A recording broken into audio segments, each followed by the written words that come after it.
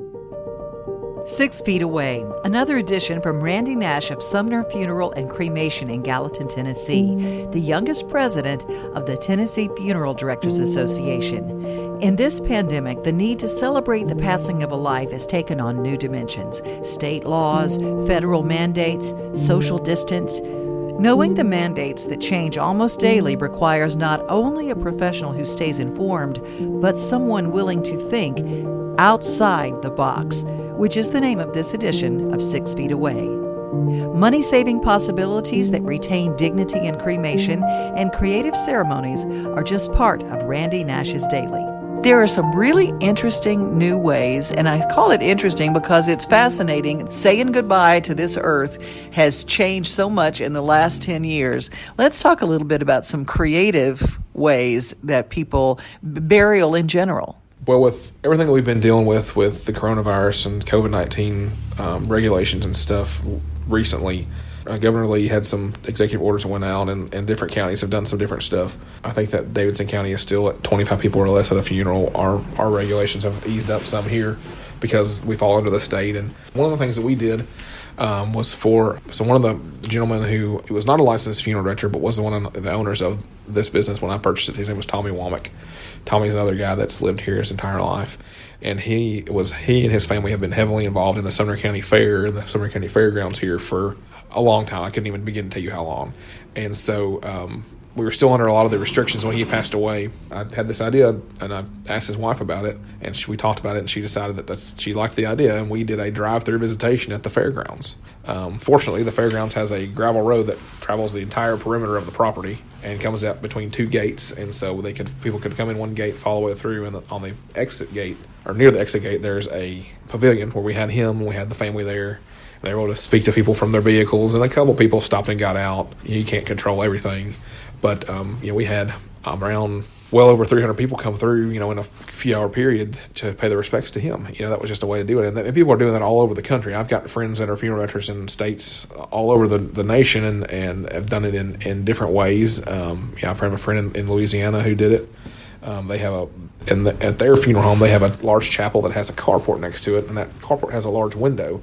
And so they put the deceased in the window with the casket open, and the family was actually outside speaking to people from a distance, and so they were able to actually view the body too, which I think that's a huge part of it too. I'm a firm believer in if it's a pleasant experience in viewing the body, and so that gave people that chance for that closure. On the subject of drive-through funerals, I was talking to a gentleman the other day who works for one of the companies that we purchase stationery products from, like register books and things like that, and one of his accounts in Kentucky did a couple drive-through funerals, and he's now added it to one of the things he offers because he had two people come in. One of them came in and said, I saw that you did for Mr. Smith or whoever, and when I die, my country club, I want you to put me on the 18th hole and let people drive through. They have a road that goes around this golf course, apparently. I guess like a service road. People can drive right by it. He said, that's what you need. That's what I want done for me. It's thinking outside the box and not being afraid to do something different and thinking of what celebrates your loved one's life. Even if it's if you have, say you want to have your funeral at your house or your visitation at your home or your loved one's home or, your church or another facility, we can do there's no rules in Tennessee that says you can't have funerals just about anywhere or celebrations of life. It's not being afraid to be a little creative and, whether maybe it's at a football field or a basketball gymnasium for the basketball coach that passed away or, like Mrs. Potts, when she died, we did hers at the school. I think that was fitting for her. And so that may not necessarily be a creative way, but it's an alternative to having to get at a funeral home, chapel, or a church, and it's more a place where people have spent a lot of their time and part of their celebration of life. And we want to. I think that's what we want to create. Is we want to create that celebration and help people try to begin that healing process. And I think that the funeral service or the life celebration or memorial service, whatever it is part of that process. It's the beginning of that process to help that family heal from the loss. If you could ask a funeral director a question, what would it be? One person asked me, and I think they were from Greenbrier. Anyway, I would want to know if I want to be cremated because it's a little bit less expensive for me and for my family, but I still want to have a visitation. How do you handle that? So just because you're being cremated doesn't mean that you can't still have a full, what we call traditional visitation and funeral. We can still embalm the person that passed away. We can still do all the preparation, the dressing, casketing, cosmetizing. And then there's two options. You have caskets that are built specifically for cremation, which means you're placing that casket and then you're cremated inside that casket because it's made of easily combustible materials. Or the second option would be what we call a rental casket or a ceremonial casket, which is essentially a casket that the interior is replaced every time it's used, and you don't use it many times until you eventually will destroy it. But that would be how you do it. It can take place at a church or a funeral home or wherever you want it to be. So most rental caskets are made of wood, some type of wood, oak, cherry, pecan, whatever it is. There are some companies that make some out of different metals, but the majority of ones that I've seen that people use are usually out of wood. And so let's say it's an oak casket, it's an oak shell.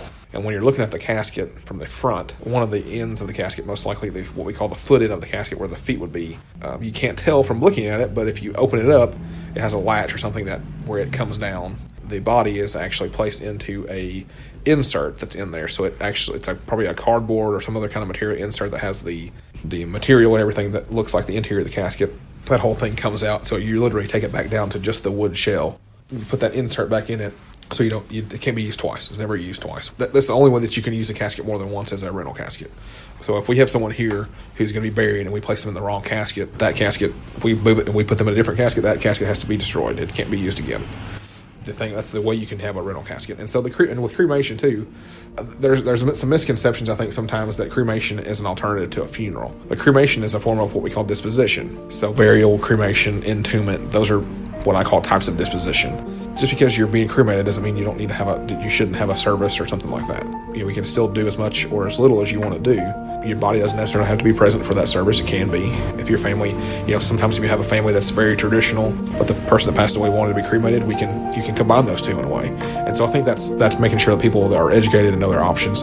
It's just another thing that we do. These podcasts are meant to be helpful with questions that are sometimes a little difficult to ask.